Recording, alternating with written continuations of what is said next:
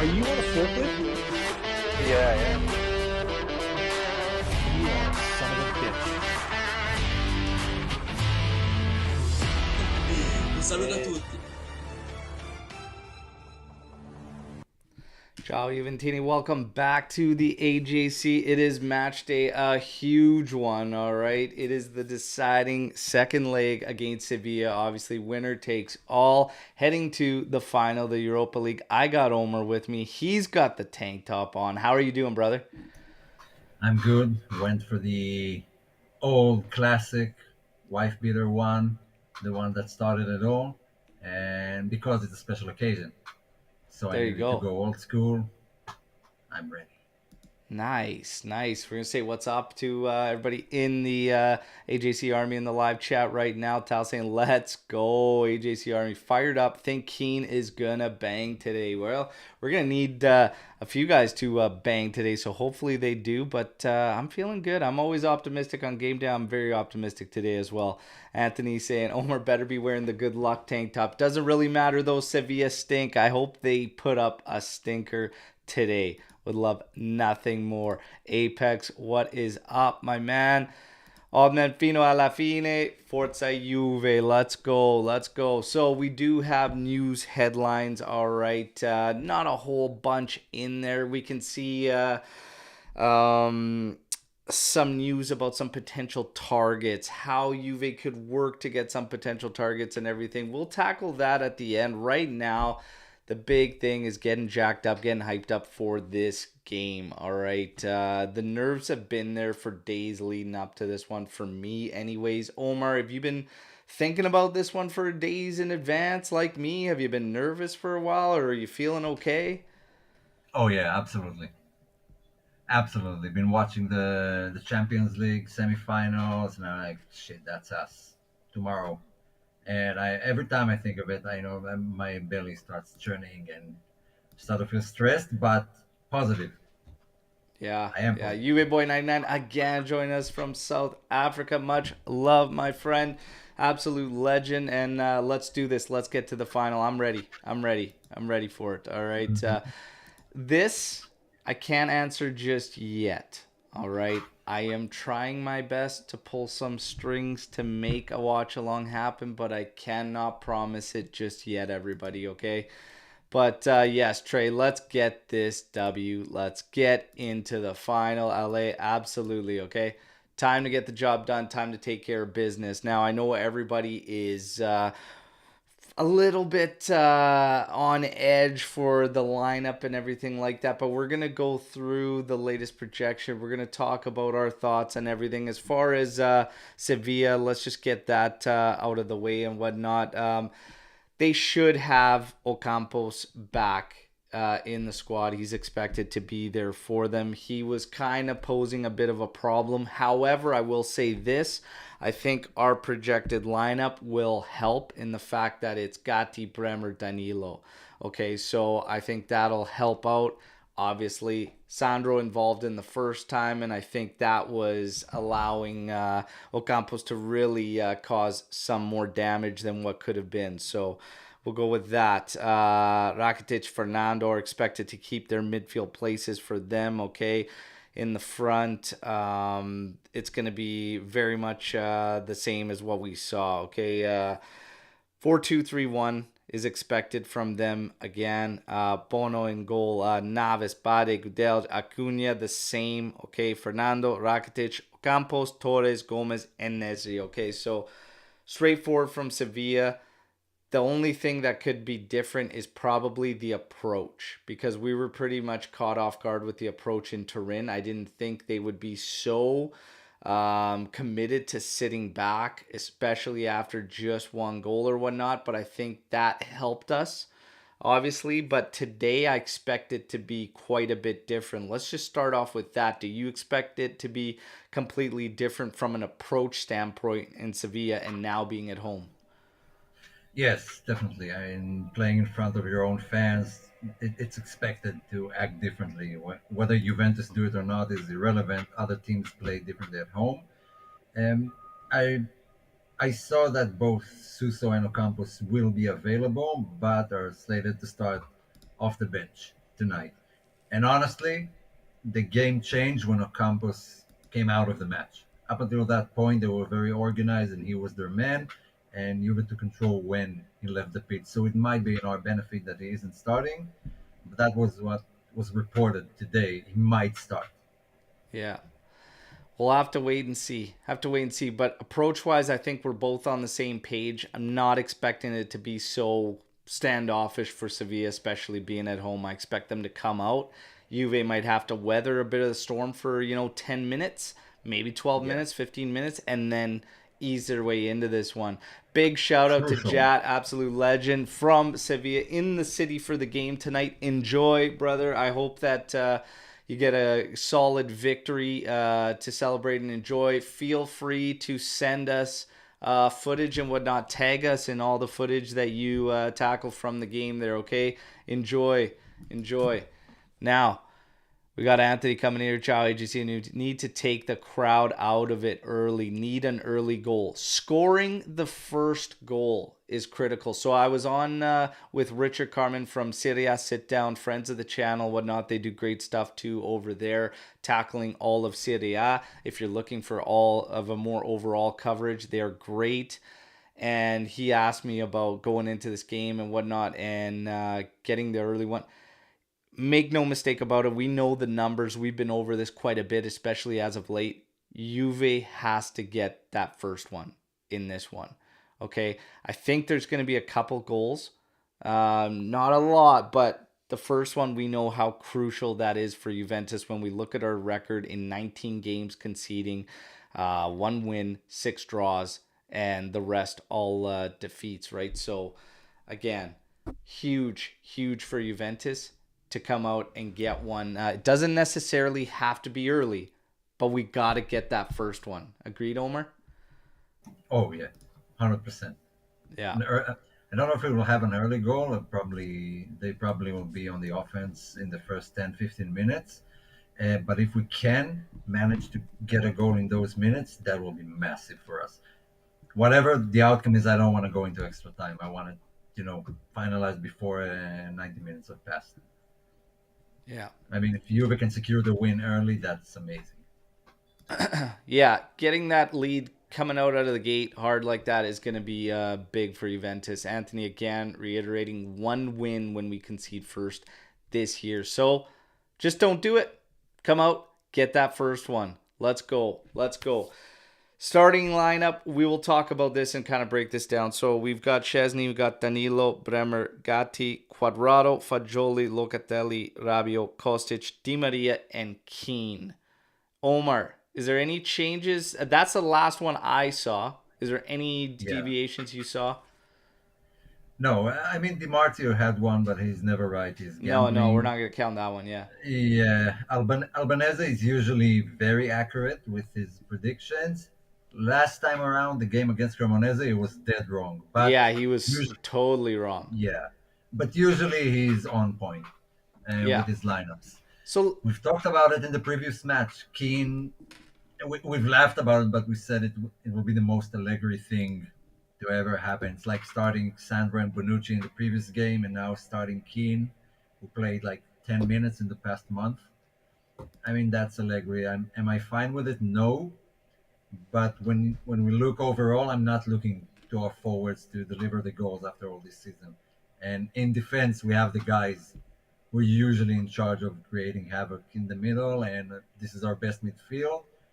Don't know about our best wingers, but we don't have many options anyway. So I feel like it doesn't matter. Keane, Vlahovic, Milik, we're getting pretty much the same thing. yeah, Joey Cap coming in here saying Bremer back is huge. Absolutely. Massive. Bremer being back is going to be massive for this team. It changes everything. So again, if we go through this lineup and we just take a quick peek here, Tech, Danilo, Bremer, Gatti, as you want it at the back, okay? As you want it. Quadrado, 100%. no other option, okay? Quadrado, it will be Fagioli, Locatelli, Rabiot, our best midfield three. Has to be Overall our best in the midfield three. season, yeah. Yeah, Overall in in terms the of season, the course of the has to. season, in terms of balance, best three. Kostic, this is where I started to kind of deviate in the group chat yesterday when we were talking about this particular lineup because Di Maria and Keane, so not so much Di Maria, but Keane. If you're going to play Moise Keane or you were going to play Dusan Vlahovic, I would have leaned towards a little bit more of a threat on the left side just to try and get them a little more involved, and then it could be helping them from becoming so isolated. The fact that Kostic is not, he doesn't play that role anywhere near Chiesa or Illing Jr. and how they approach it, and very much still direct and taking those 1v1s, drawing those overloads and double teams, which should open up space for midfielders to get involved. And in turn, one of your strikers, for me, that's where the kind of breakdown is. So if you want Moise Keane out there, I would go one of Illing or Chiesa to start. Obviously, Chiesa. I understand people talking about spreading the talent out, waiting for later on the match, but it also could be too little too late. And I don't want to be chasing. And again, if you look at the numbers, we would be playing against our own. We would be playing the game and the approach against ourselves because we know what happens when we concede first. It is crucial for Juventus to go out there, get that first goal. That's how I feel about that particular side. If we had gone with Milik, I could understand playing Kostic because he's a little more involved overall and whatnot. And I would still maybe make that argument that I would want some more dynamic play on that side. Omer, what are your thoughts when we get to that spot? Because everywhere else on the lineup, we're as good as we could possibly be. What are you thinking on that side? I actually think it's fine. I have no issue with it because for the first time in forever, he finally rested for one match. I mean, he didn't play against Cremonese, which hasn't happened for Kostic all season long. So he might be, back into his best a bit, maybe a better fitness. I think that out of our strikers, actually Keane is the one that has the best positioning, which is fine if Kostic is gonna cross anyway. So that's like the better side of the argument, the glass half full when I look at it, because I mean, Vlahovic and Milik barely connecting the areas. And if you look at Keane's goals, it's always down to good positioning and someone picking him out. So I have no issues with it. If we had Dusan or Milik, I would have maybe gone for Chiesa or even Illing. But because we aim for a crossing game with both Quadrado and Kostic, maybe Keane is the best option. Maybe. Interesting. The other thing is, Fagioli did play 90 minutes on Sunday. I wouldn't be surprised if Miretti starts this match and not Fagioli. Yeah. Let's talk about this. Let's talk about this here in just first off in general, because we have some in the live chat that are very, very shocked at the fact that Keane is even out there. Mark one coming Keane. I hope not. Not that we have other alternatives, but Keane rarely impressed. Well, that's just it for me.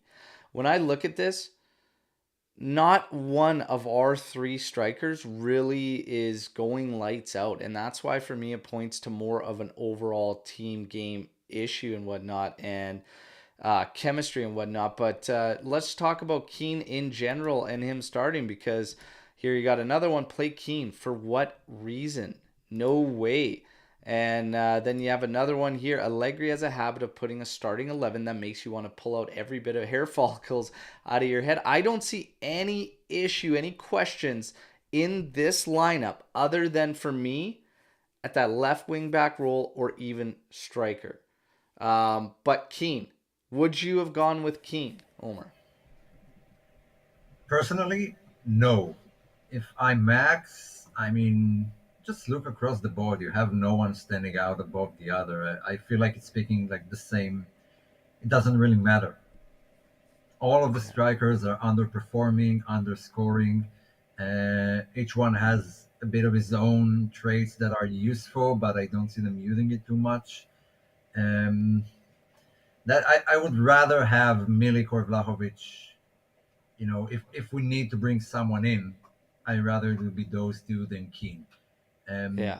in general, I would have played Dushan because I like Dushan and I think he can be better. But I said it before, I'm not looking to our strikers to solve our problems and be you know, like an MVP performance. I'm looking across the pitch for other players to do that.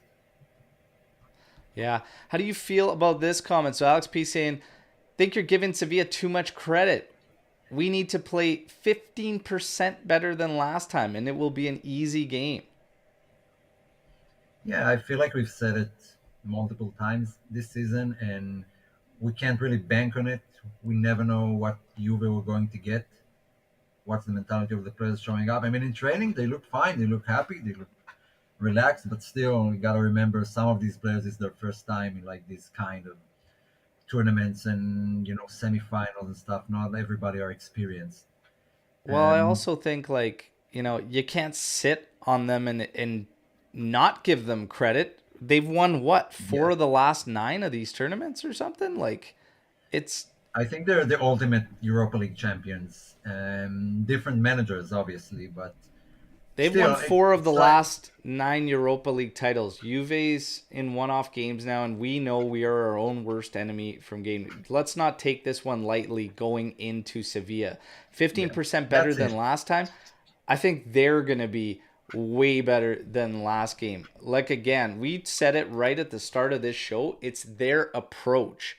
They approached that game getting very safe after going 1-0 up. But what did we see prior to that? They were able to carve us up when they did push up, and they were getting very, very, very good chances. This is going to be open, okay? And they're going to get after it. Juve's got to be ready to weather that storm defensively and still find a way to be effective in causing damage in the attacking end. And that is where the confidence comes in from fans looking in is, can Juventus put up enough to get through this? If you ask me right now, will 1-0 do it? I'm going to tell you no. I don't think 1-0 does it in this one. No, One I goal don't think so too. might get you into extra time and then kicks or whatever, but I don't think one goal wins this game. Omer, do you think one goal does it? I don't see it. No, no, I don't think so. Look, it's a semifinal, like you said. It's a one-off game. I mean, tiny little bits of stuff can change it.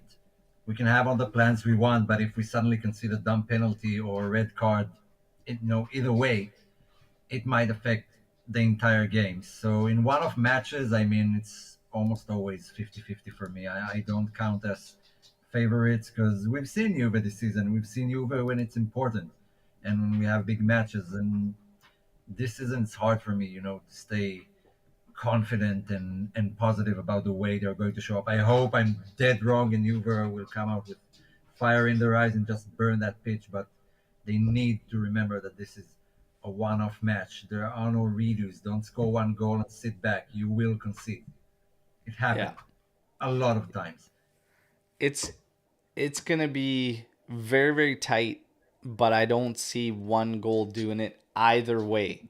Okay, I No. don't see one goal doing it either way for these clubs. Going to be a big one. Obviously, Reno coming in here saying hopefully the king of Europa League is gets undone today. Hopefully so. Hopefully so. It's going to be a tough one. Talking about Champions League and whatnot, obviously, I went on Serie A sit down like I mentioned before. We were previewing this game whatnot. They asked us about the Champions League whatnot, and they said, Richard, they cover Serie A whatnot. He says, oh, we all want to congratulate Inter for making the final. I said, whoa, whoa, whoa, whoa, whoa, whoa, whoa. Not from me. Not from me. No, no, no, no. And he just laughed and he said, okay. The other two there, I go, yeah, you guys can congratulate them all you want. For me, it's a sad day when I hope that oil money wins the Champions League, but that's where I'm at. So Inter, there. Now that that's covered, this one, again, we're not going to get into the predictions just yet, okay? And yes, Alex, yes, there we go.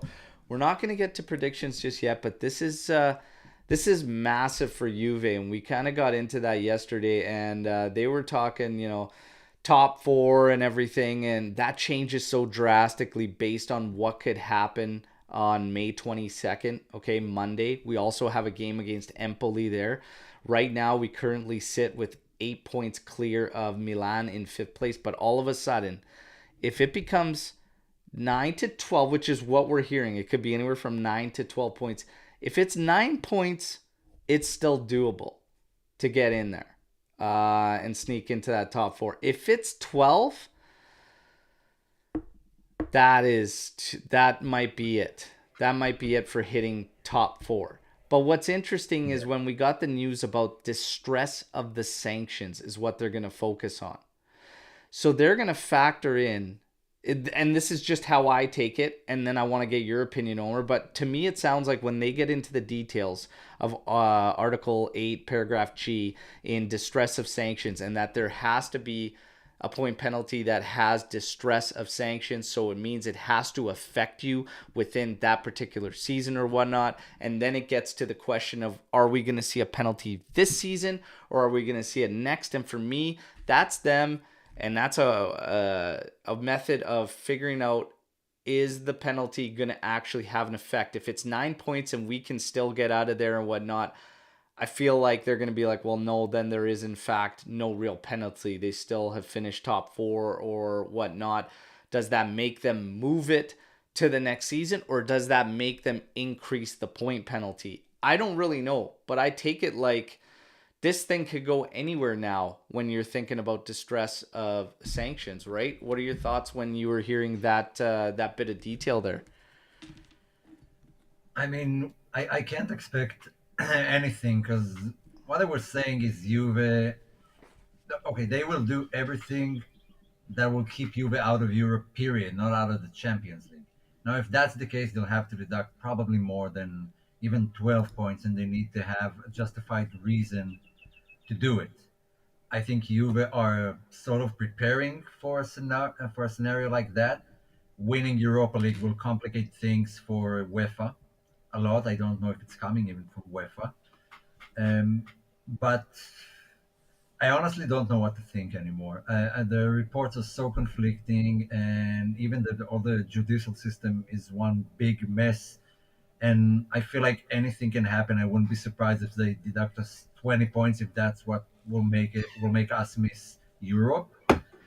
On the other hand, you need to have justifiable reasons, and I kind of feel from the reports like some other parts of Italy are feeling that what we felt from the beginning, that Juve are kind of being, treated wrongly here. From what I'm reading in the papers, and even from other fan bases, it became a bit ridiculous. A bit, it has nothing to do with breaking the rules. It has something to do with finding a reason to get Juve out of Europe. Yeah. So anything can happen. I don't feel like there's a precedent to what's going on right now. There's nothing to go by. I mean, when we talked about it yesterday too on sit down helping them out, and I just said, look, even from another team standpoint, look at what it's coming to. You were quick to punish on points and take them away and whatnot. Then all of a sudden they were brought back. Now all of a sudden we wait another one. I go, this is ridiculous. The damage is done. You had a team that had to play through that despite what was going on amidst their own season and their own internal issues and whatnot. Then you throw that on top of them and they have to play their way through. Now all of a sudden you get to the nitty gritty of the season, 3 games remaining, and all of a sudden these teams that are on the cusp of making top 4 and in this fight have no idea what's going to happen. Are they going to take these points away? It's a shit show. I wasn't kidding earlier on in the season when I said that if they want to throw these points out immediately so quickly that they should be ready to freeze the goddamn league. Like, if you're going to do it, if you can't figure this out properly, like, to do it in the midst of a championship is absolutely wild to me.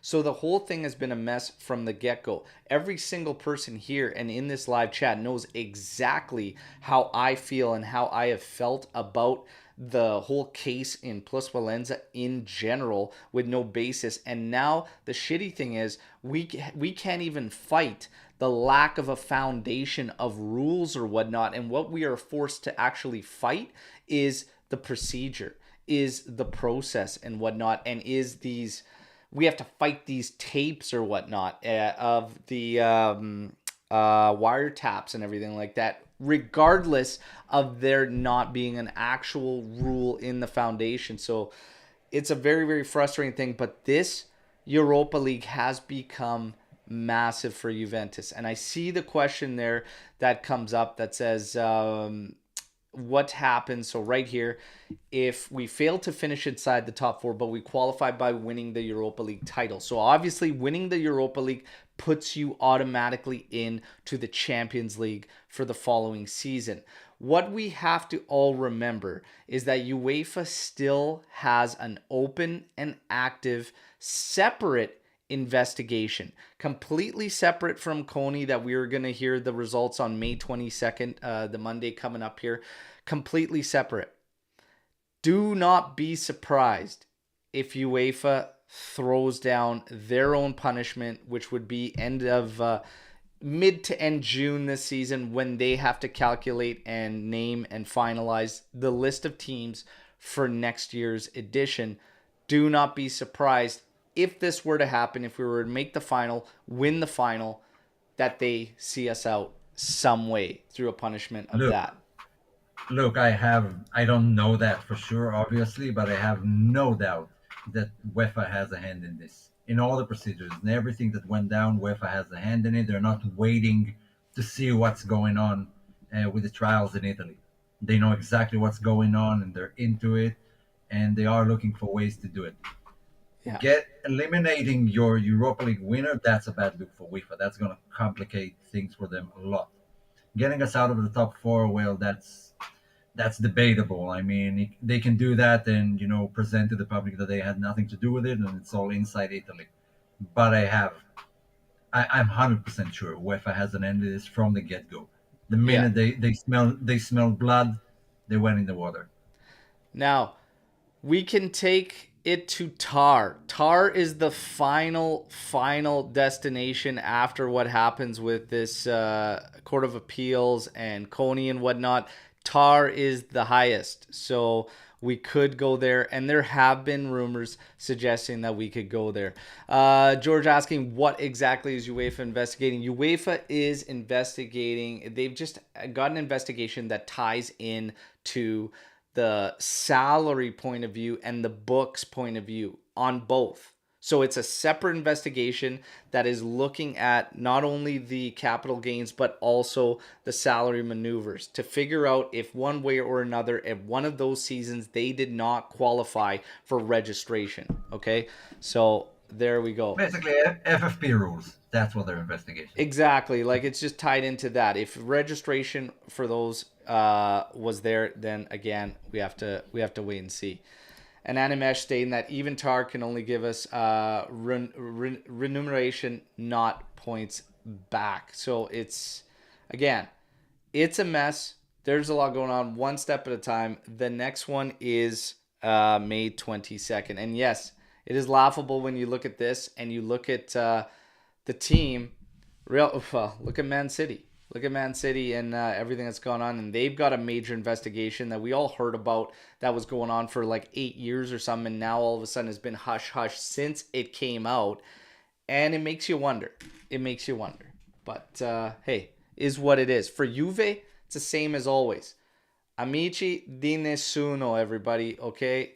Nobody's friends. It's us against the world. I'm ready for it. Today, this game, I'm going to say, I actually expect, and I think what we're going to see is a extremely strong performance from Juventus. Okay, I think they're going to surprise all of us. We're very, very nervous about this one. We're thinking about a lot of stuff, okay? And I know that we have doubts in our lineup and whatnot and everything like this, but I actually believe today we're going to see an extremely strong showing from Juventus on the road. And I do believe we're going to punch our ticket into that final, all right? So I don't know where the hell Omer has gone. All right. I'm just getting ready, just getting fired up, just getting hyped up here. This guy's walking away. Omar, where the hell have you gone? Don't change the tank top, by the way.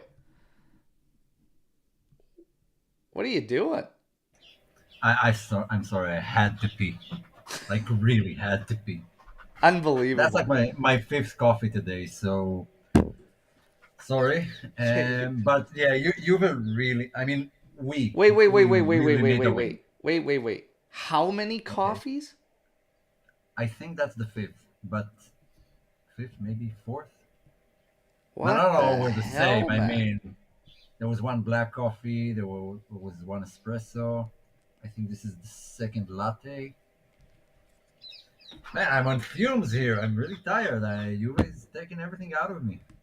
Man, It five takes a. coffees, I'd be through the roof here, man. Let's go. Let's go. All right. Oh wait, it's only 4 p.m. There's Key still some stats. coffee You for guys me. want the key stats going into this one? Let's get the key stats going into this game. All right. It's gonna again.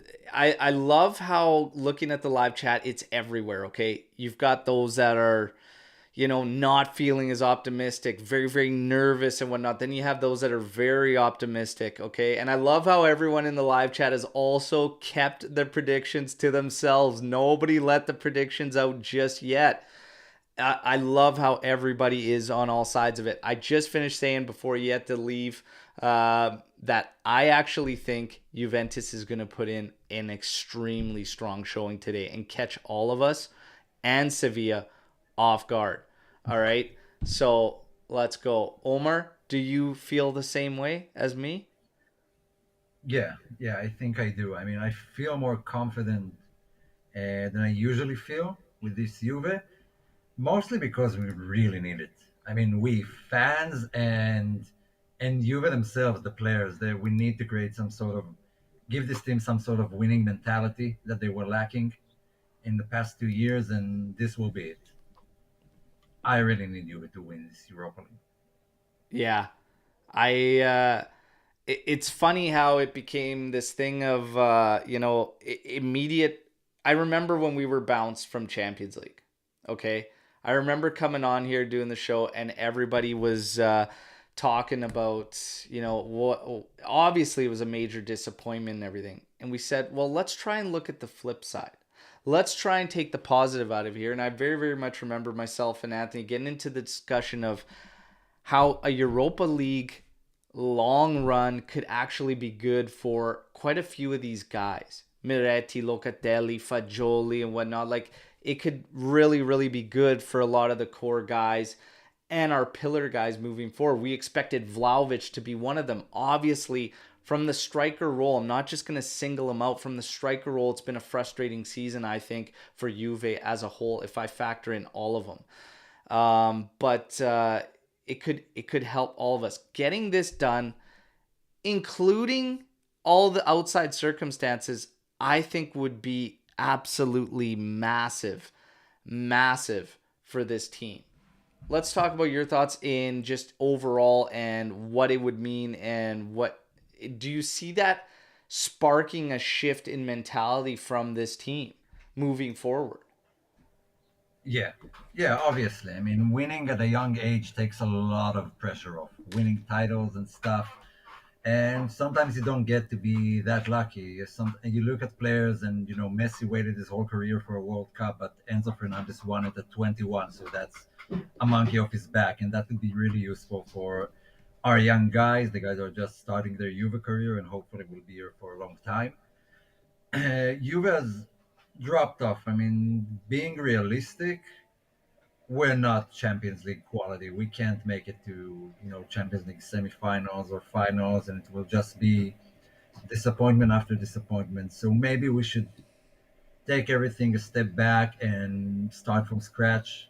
The project, the youngsters, what we've been talking about forever now, and maybe this is the right place for Juve right now. And I prefer a Europa League win than another loss in quarterfinals or something to some team that we should be beating. That on paper we should be better than them. And a win is a win. A trophy is a trophy. It's always good. There's nothing to be ashamed of.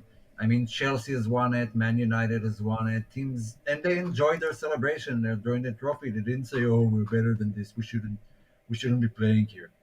Enjoy trophies, enjoy what you can, because you never know how long it lasts. And now Arsenal are in the top four, and like 10 years ago, they used to laugh about them not making it in the top four.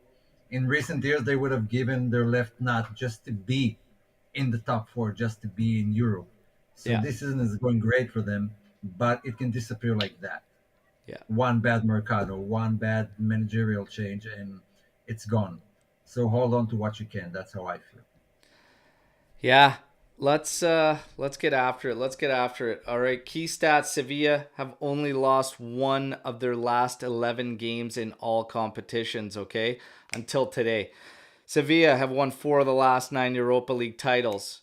The King's going to die today. In 2023, Sevilla have won 10 of their 13 competitive games on home soil. They're going to stay at 10 wins on home soil. Juventus, unbeaten in their last 5 competitive matches. We're going to make it 6. Juventus have lost 12 times in 17 visits to Spain. However, today we will not lose in Spain. All right. So, time for the prediction challenge, everybody, and then we will have a round of Storm the Barn, which will open it up to all of your questions, okay? And it can be game related. It can be everything, all right? Whatever you want. And we have some news. We didn't start with them, so we have some news to go. We do have some news to tackle as well, but right now, prediction challenge. Everybody in the live chat, I want you guys all participating. Also, get the likes up. If you haven't taken a second to like the video, like the video. If you want to support the channel, there's a lot of ways to do it. The easiest way is just to simply share the content, and we love when you guys do that. The other way, obviously the merch store, and there's a new Amici di Nessuno design in there, or Super Chat is enabled, and we also have memberships now with 3 different tiers that you could sign up for on YouTube through a desktop, all right, now. And big thank you to everybody who already has. And I almost forgot one of the best parts. We tried to do a giveaway the last game. I said 3 goals and a Juventus win, okay? And we would give it away. We should have had that goal. Should have had that 3rd goal. Come up with a bunch of chances to do it. Unfortunately, didn't happen.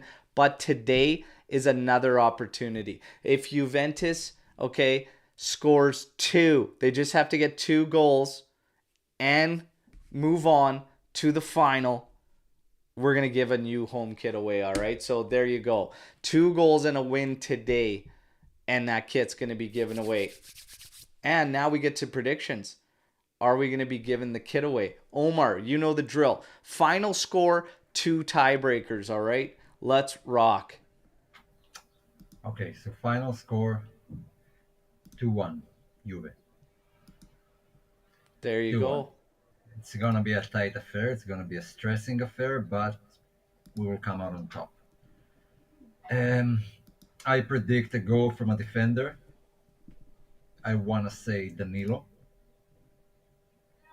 And I predict Di Maria to have a banger. That's what I expect from him. There you go.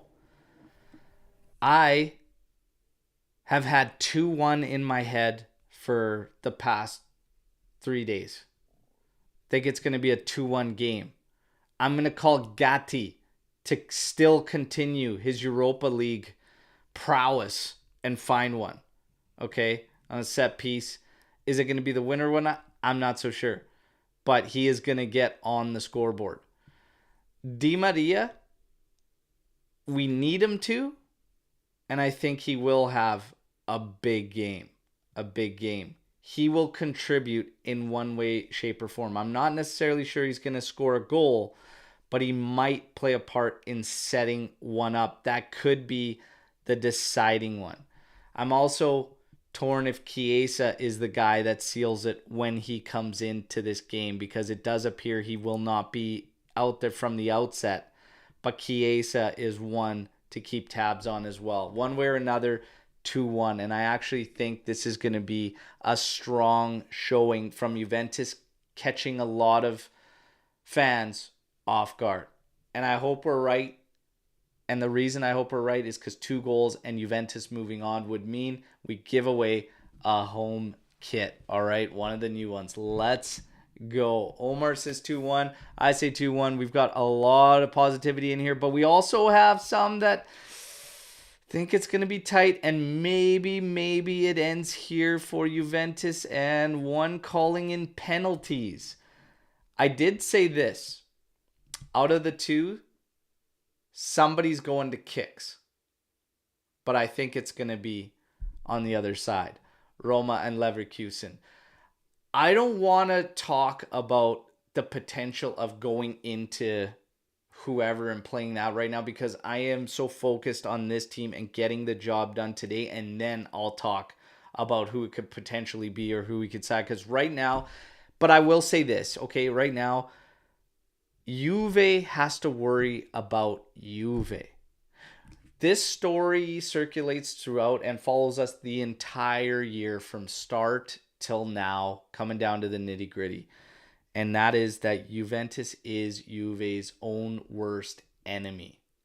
If we go into the match with the proper approach, the right outset and whatnot, I actually have a lot of faith in this team. For us, it's what Juventus are you going to get? But if we get the Juventus that is razor sharp and focused and whatnot, then I think we can shut things down enough at the back to create problems and we could catch them. And that's kind of the game I'm thinking we're going to see, and it's going to end up 2-1. Omer, that has been it this year. It's Juve versus Juve, essentially. It's always has been Juve against Juve. Always has been. That's how I always felt from when I started watching Juve. It always feels like we're not the underdogs, actually the favorites. So when you're the favorite, it's only you against you. And what's interesting to me, I've just noticed that if we do qualify for the final, we'll have a game against Milan 3 days before that. Now I wonder if FIGC will do something for Juve and move that game somewhere so Juve will have a proper rest before that. Because I would highly doubt it, but they should. Yeah, they should, and I'm sure they'll do that for Roma if they qualify and we don't. So that's interesting to see. That will tell us a lot about Juve's treatment. Jeremiah coming in late, but also on the 2-1 Juve train. Di Maria and Rabiot. There you go, the crazy horse. We got to talk about how big the mids are going to be in this game. So this is one of my things with the left side and what I was alluding to earlier, playing one of Illing or Chiesa. Obviously, Chiesa is who I'd pick. When we started to get the ball out there, they were quick to overload and try and double up to just shut things down. It opens up lanes and avenues centrally. How Di Maria interprets that role today is going to be big. He's almost, he can't get stuck too much to either side. And he's got to keep some type of central play. And the mids, Fagioli and Rabiot are going to be crucial in this one because they have to get forward. They have to get involved and take advantage of those overloads on the flanks. But Kostic makes things a little bit easier when he's unwilling to take 1v1s and wants to just gain a step and cross.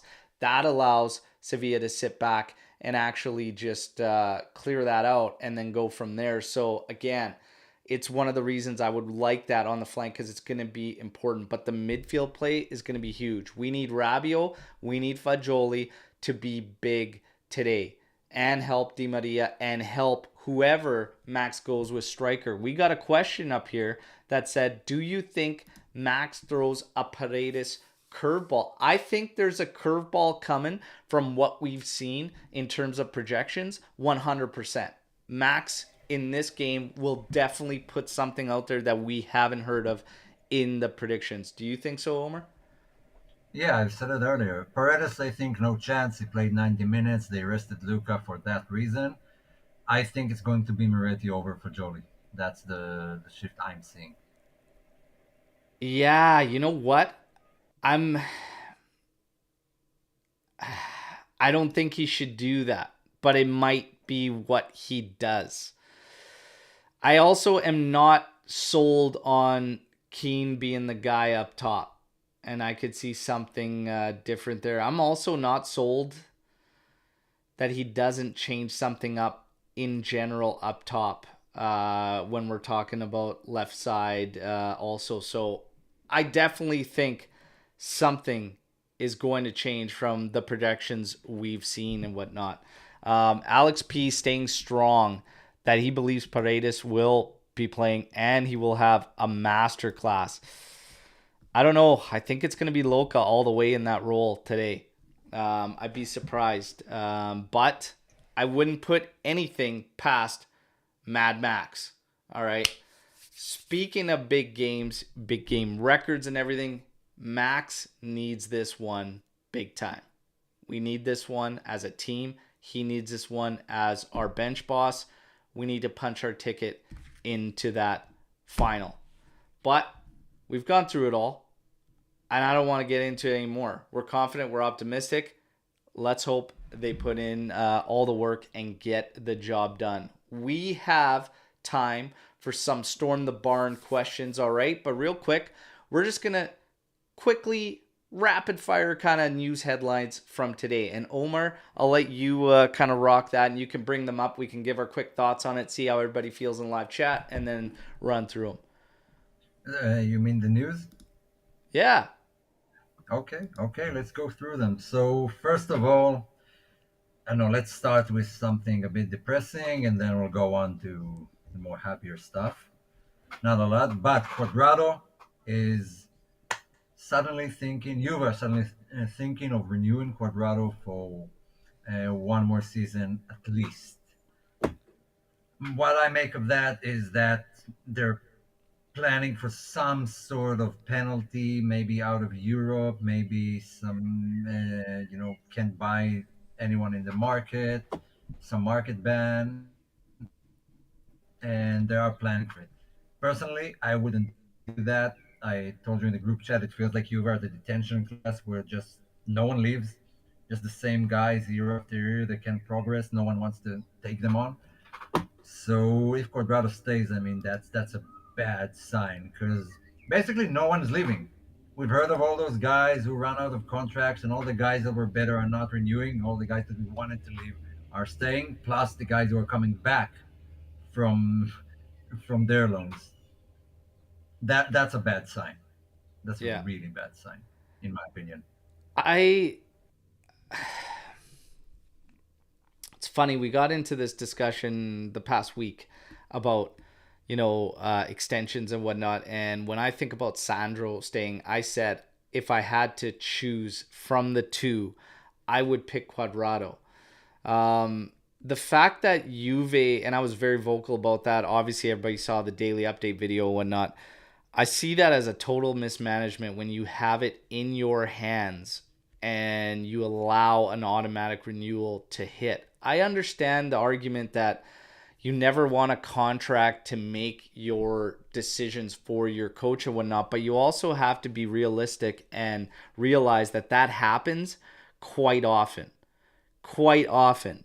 You will get agents that will push for players to get in there for certain incentives and bonuses that they want to hit and stuff for their players. You will get, like, there is so much going on behind the scenes that you can't be blind to that. Like, that stuff goes on everywhere, and players can do it to the team. Players can play games with the club, so the club has to protect themselves in certain circumstances, because the only way you could keep a guy like Sandro around is if it's at a lower salary. So to take that out of your own hands, for me, was a total mismanagement. Quadrado, okay, we know it's going to be a light mercado. We've been hearing that everywhere. Romeo Agresti came on the show and said, don't expect much. I don't expect much this season. Okay, so Quadrado staying, again, everything's got to be super, super light when it comes to the cost. And that should have been the case with Sandro. That's the part that upsets me the most, is that it was in our hands and we still went that route. I'm expecting them to need another year of cleanup. And that's probably largely in part to what they're expecting out of all these cases. Something somewhere along the lines, something's going to happen, and they're probably trying to consider all this and plan accordingly for worst case. It's not meaning that we're going to hit worst case, but I think it's better to plan for worst case, and then if it doesn't get there, you're laughing, right? But I would take it kind of like you, we're planning worst case. Yeah, I mean, look, it wasn't reported by Agresti or Albanese. It was by Gazzetta. So no actual confirmation from Mirko or anyone that's really close to Juve. Maybe it's just some market rumors, just filling pages. But from what I've seen Quadrado this season, I mean that's another year of players not getting the chances because he will play because he's Max's kid and he likes him a lot. And we saw this season, and no one got a lot of chances on the right flank. It was either the Chile or him. Um, Next piece of news, we'll go with Palladino. Basically, a non-story there. He says that Juve haven't contacted him in any way, shape, or form. Mons are saying that they would like to say no to Juve. They have been asking, and it's nice to say no to Juve. So, they, and let's move on. There you go. The big day from Omer. I Yeah, love it. yeah. Fratesi, his name keeps popping up in different newspapers and stuff. Honestly, I think he's the most, I don't want to say logical, but viable options for us in the midfield.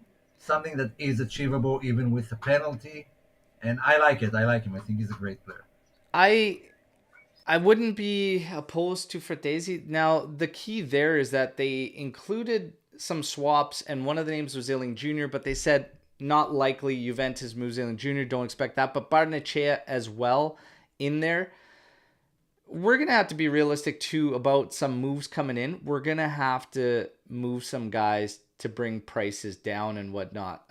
Barnechea is what it is. We haven't seen enough of him. We were all talking about a loan somewhere out there, whatnot. But if he's got to be used at this point for that to get a player who's more ready currently, sure. Kulishevsky is one that comes up in links to Lazio, and that would be too good to be true, because that would be incredible if we could somehow work that to get SMS.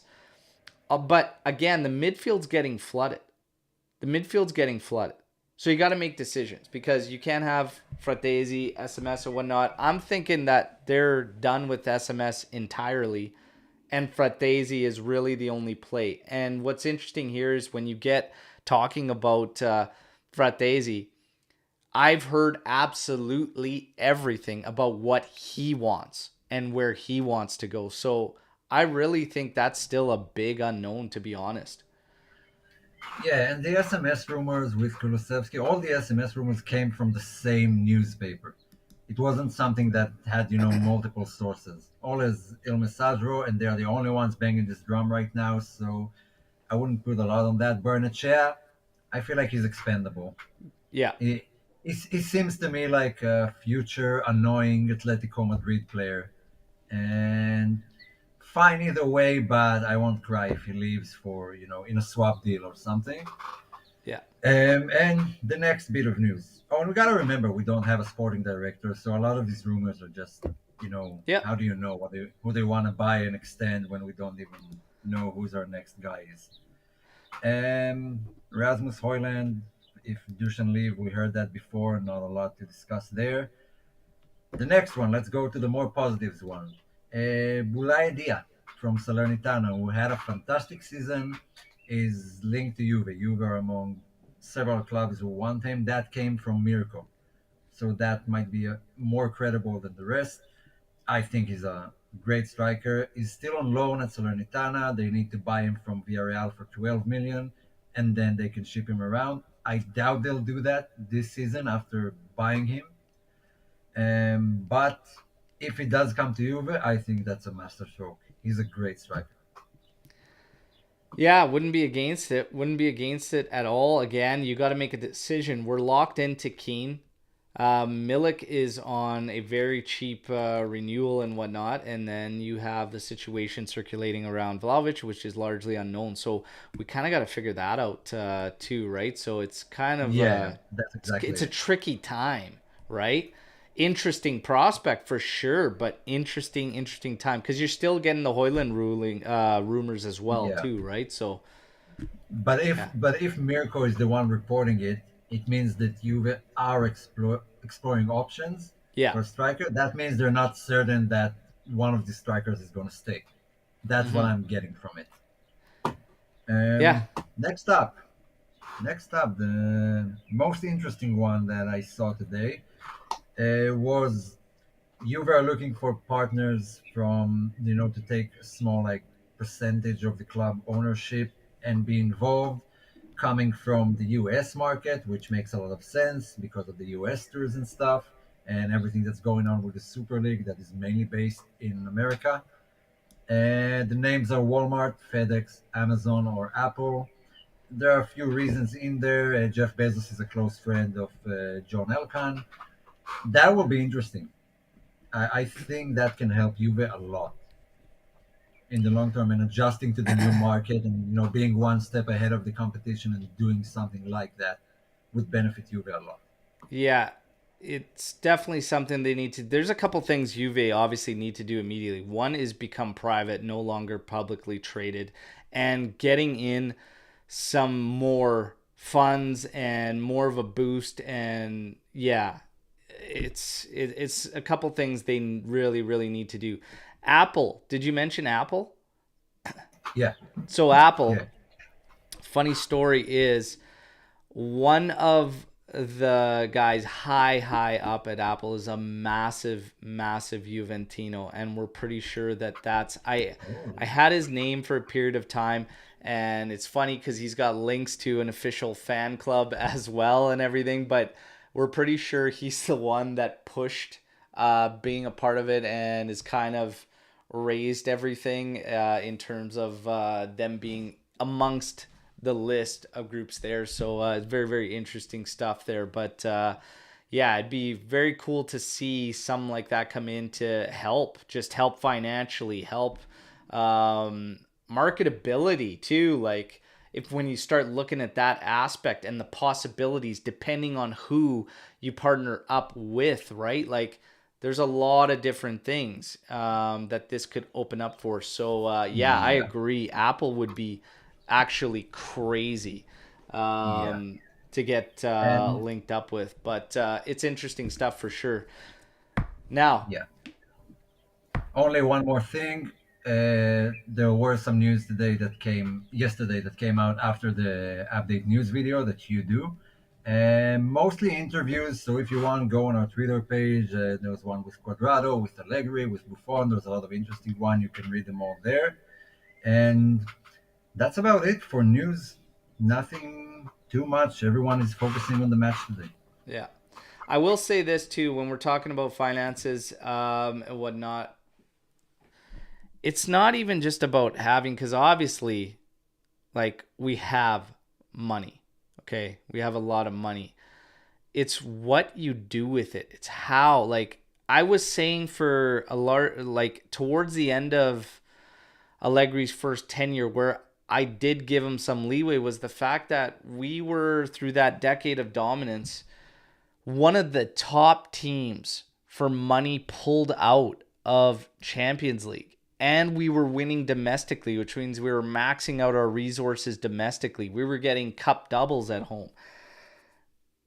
To not to go through all those resources and always work in the red, and you know what I mean? Like it's just like we were throwing it away way too easily. So I think aside from the money and getting those companies involved and everything, it's how we actually use it and how we actually operate is what needs the biggest change. Okay.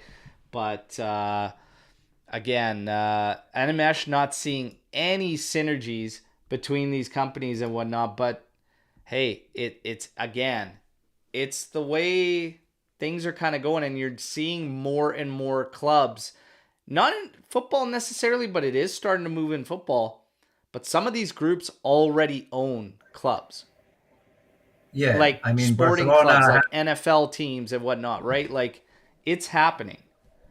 for and for European football too. I mean Barcelona has a deal with Spotify. Yep, Spotify.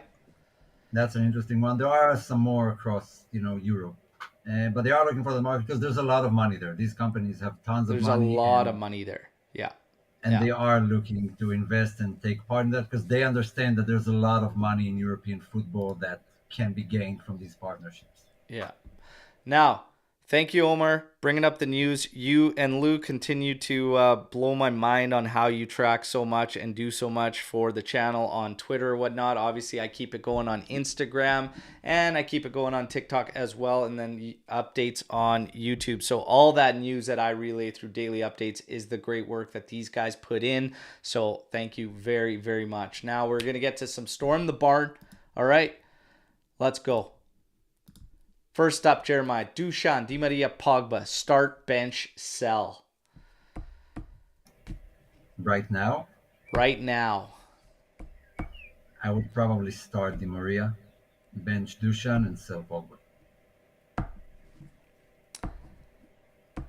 Yeah, I'm the same, and it sucks because I think Pogba is It's probably the the given most, circumstances.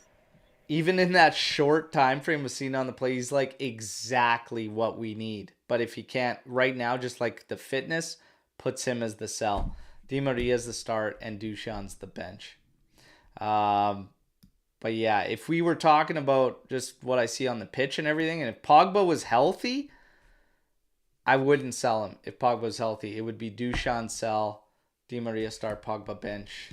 Pogba probably start, Di Maria bench if he was healthy.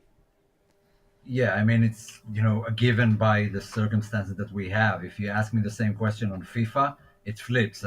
I play Pogba, I probably bench Dusan and sell Di Maria. Yeah. If Giuntoli wants to sign a Napoli player as his first signing, what realistic player do you wish he brings with him? I think there's only one answer, and that would be realistically Zielinski. I was Because he literally going to say Zelensky. Yeah, because he's out of contract and they haven't renewed him yet, so it wouldn't cost any money to bring him in. The rest, I don't see them selling anyone to Juve. I mean, De Laurentiis is not so big on letting Gintoli live for Juve, let alone take a player with him or a good one. Yeah. There was rumors about the Korean Monster potentially leaving there this summer or whatnot. He's going to have a bunch of offers, and that would be actually in there too. I wouldn't mind that because honestly... But he has a 60 million release clause, and De Laurentiis is not going to budge. I mean, he's going to demand. Yeah, De Laurentiis will not budge on it. But those are probably the only two realistic options right now are those two. But Zelensky would probably be the guy. Yeah. Storm the barn, keep him coming. Omar, we got to ask you, do you have any questions? Anything we haven't tackled? Not at the top of my head, but I'll think about it for a few minutes. Okay. I want to get back to something I always rant about. And I want to hear you all in the live chat because, it pisses me off. It pisses me off massively to see all this backing on the Italian side's Champions League, all this outside of Juventus, and all this constant discrediting of where we just came from in that decade of dominance. And literally now it's just like these teams are barely doing anything. And it's like Napoli's won a Scudetto. And it's like getting these captions, getting this coverage and whatever. It's like, it's cool because it's been so long. I get it, whatever. Don't make it something that it's not, okay? Don't make it something out to be like it's this crazy feat or whatnot. Because, no, you want to see crazy, you saw crazy. You saw 9 straight that you'll never see again. The titles changed hands past 3 years. And the past 3 years, Juventus have been struggling with themselves. Okay? I have no doubt in my mind. Juve comes back takes what's theirs, and then we run for it for a while again. Will it be 9? I don't know, but it's definitely going to be consecutive. It's definitely going to be consecutive once we get back there. We just got to figure out our own shit, okay? And absolutely, hey, to everyone outside of Juve, like, this is what it's come down to, okay? Inter in the Champions League final? No, I might run a watch along just to cheer my face off for Man City to score 10. Okay, I hope they break double digits in that game. And I might do watch along and get the air horn fired up for every single Man City goal. I hope it's a thrashing. Okay, this Italian thing and all this shit, they want to call us out for that when it's never been reciprocated.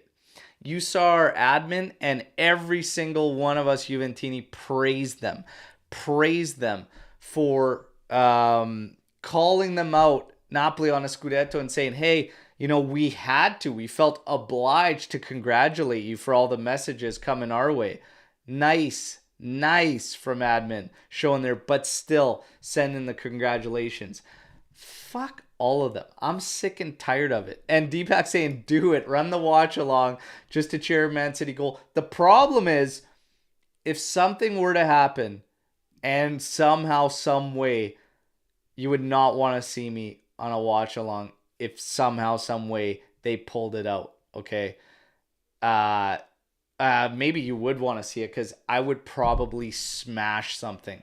I'd be so pissed, but it's the last thing on the world I want. I have some mutuals that are great guys that cheer that team, but there is no fucking way on earth you will ever get my congratulations for getting in there, and you will never hear me cheer one of their goddamn goals. Not a goddamn chance. And I saw this comment under something in Twitter, and it was somebody saying, oh, I can't cheer on an Inter goal in a Champions League final, even though it's an Italian team, because I will not be seen as a Juve fan or whatnot. It's like, if you actually can bring yourself, that's the part I don't understand.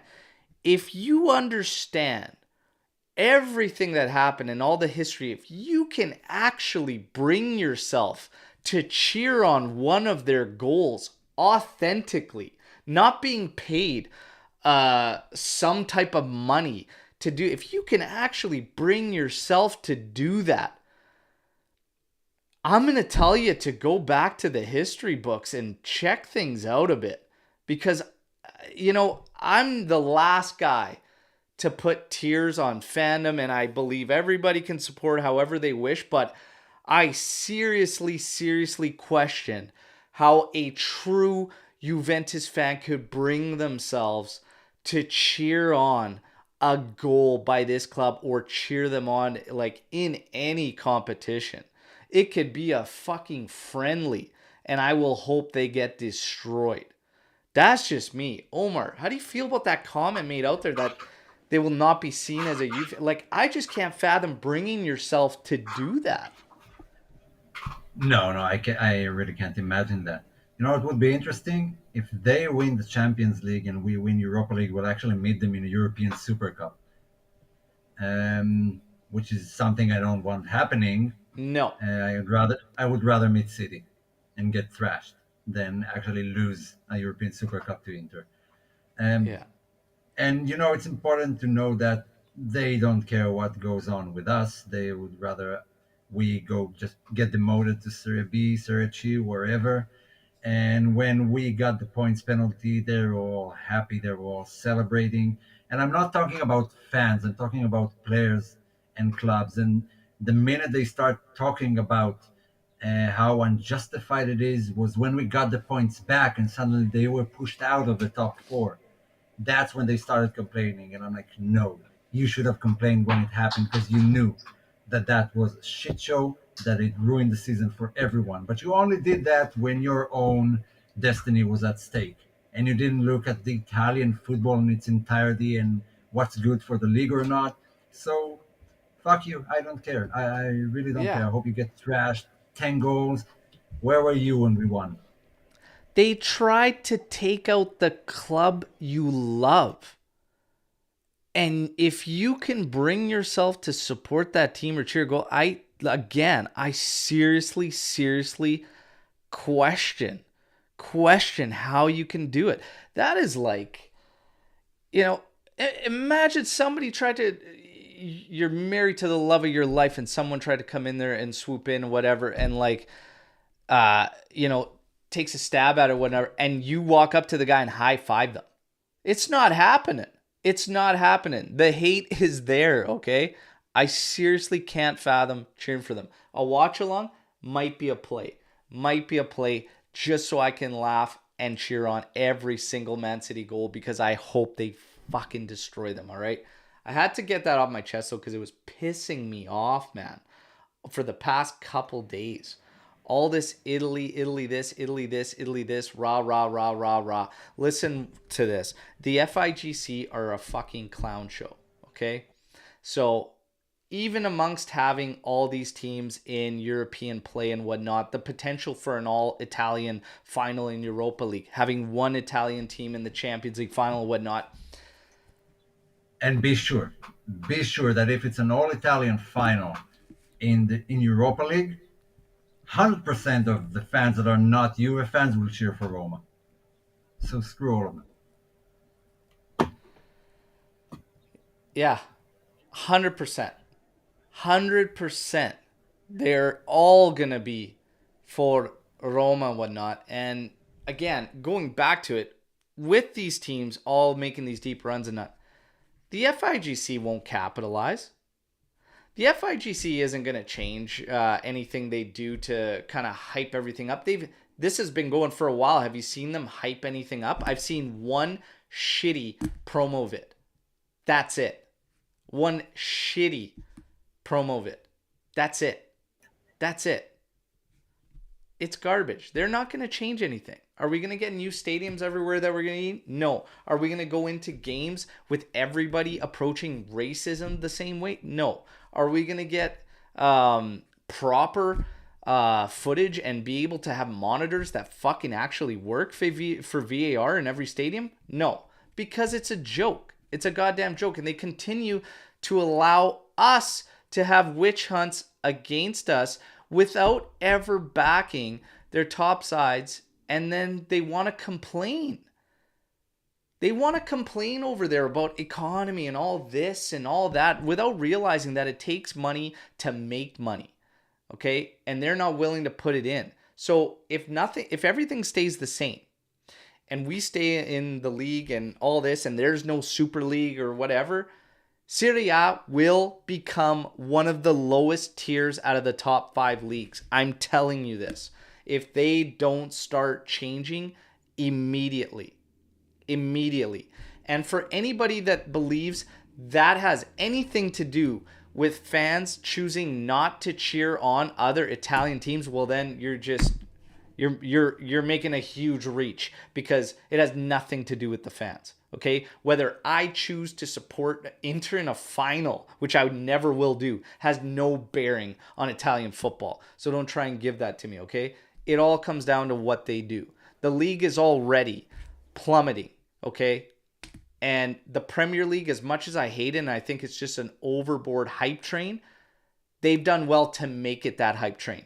And instead, this is the mentality in Italy, and this is what pissed me off as I'm kind of wrapping up this rant. It's always fight amongst your own and put your own down, okay? In order to, what are you trying to achieve? Because everywhere you talk in Premiership and you look at their coverage, you look at their pundits, it's talking up their players, talking up their teams. Italy doesn't do that. Italy would rather shit on their top teams and watch their teams go through hell in all of these fucking things rather than pump everyone's tires and be like, oh yeah, no, I believe this team's going to win. Yes, we have a shot of winning all these European titles. Look at how many teams we have in there. Yeah, we're going to win it. You're writing us off completely against these teams? Absolutely not. We're going to do it. No, they don't do that. Hyping up our players the Italian players? No, they don't do it. Pushing for the young players to come through. There's only, one team with a next-gen project in Serie C. What are we doing? Juve's done more to push that fucking league than anybody else has. And I'll tell you that right now. And it's the honest to God truth. Omer, you can get in here. Nothing to add. I mean, if you sincerely feel happy that Inter scoring or winning the Champions League, that's it's fine. It's your opinion. You're entitled to it. There's no issues with it. But don't be surprised if you get a storm of hate from all other Juve fans, because that's how most of them feel. Most of us feel. And why would I care about someone who doesn't care about me, who wants to see me fail, stumble, crumble, go bankrupt? Why who in your life do you cheer for that absolutely hates you and wants you gone? Is there any aspect of your life that this thing is going on and you're actually cheering for them? Football is no different. Yeah. Guy's going to come up to you, try and stab you. And then I'm expected to shake his hand and say, hey, I hope you do well in life, man. I hope no. What the fuck are we talking about? They tried to end our club. Absolutely not. Absolutely not. And I stand behind everything I said. Juve has done more for this fucking league than any of those other clubs. Okay? We are, and we will be, the biggest club in Italy. Okay? And we could stumble and trip over our own dicks for fucking years and years to come, okay? And they still won't fucking catch us. We're going to be back. I don't know when, but we'll be back, okay? But it starts today. Massive, massive game today. I called it. Omer called it. We're calling victories. I think the team is going to surprise every single one of us with the showing today. I'm expecting one of the best games from the team this season, and we get the job done. And again, everybody, and yes, that would be impressive if you could trip over it. We are going to get this job done. 2 goals and a Juventus victory means we give away one of the new kits, all right, to subscribers. Another one of many reasons to subscribe and become a member of the AJC Army, all right? So we leave you with that. Everybody enjoy the matchup for the watch-along. It's still in question. We will see what happens. I'm trying my best, all right? Trying my best, everybody. Enjoy the match one way or another. Hopefully I can make it happen and we can enjoy it together, share the live reactions. But if not, hey, do whatever you got to do as a pregame ritual, okay? Make it happen. Dai ragazzi, fino alla fine, okay? Till the end, let's go. Get the job done. Punch that ticket into the final. Amici di Nessuno rolls on, okay? The final nobody wants to see us in. The final nobody wants us to win. Let's go out there and fucking take it. Fino alla fine, Forza Juventus, get the job done, and hopefully we can meet at post-match podcast tomorrow morning, 8:30 a.m. Eastern Time, and celebrate hitting that final. Take care, enjoy the match, everybody. We will talk real soon. Yeah.